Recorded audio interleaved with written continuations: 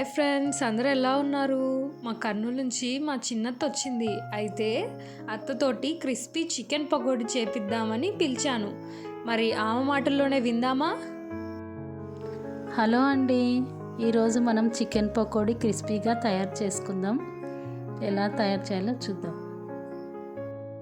ముందుగా కడాయి పెట్టుకొని ఆయిల్ వేడి చేసుకొని బాగా ఆయిల్ వీటయ్యాక నిమ్మకాయతో చికెన్ బాగా కడుక్కొని కారం, పసుపు, ఉప్పు, ధనియాల పొడి, గరం మసాలా, పచ్చిమిర్చి, జీలకర్ర పొడి, పుదీనా, కరివేపాకు, కొత్తిమీర, ఒక అరదబ్బ నిమ్మకాయ రసం అన్నీ వేసి బాగా కలుపుకోవాలి.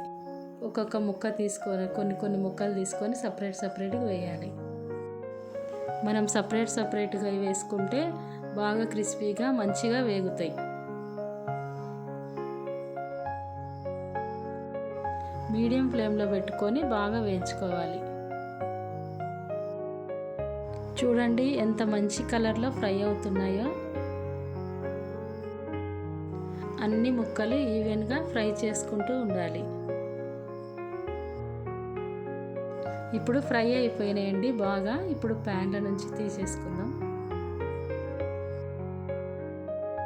చూశారు కదండి ఎలా క్రిస్పీగా వచ్చాయో. మీరు కూడా ఒకసారి ట్రై చేయండి.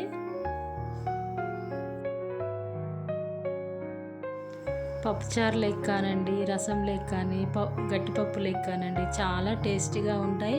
మరోసారి మీరు కూడా ట్రై చేయండి. ఇలాంటి మరెన్నో వీడియోల కోసం మా ఛానల్ని లైక్ చేయండి, ఫాలో అవ్వండి, బెల్ బటన్ నొక్కండి.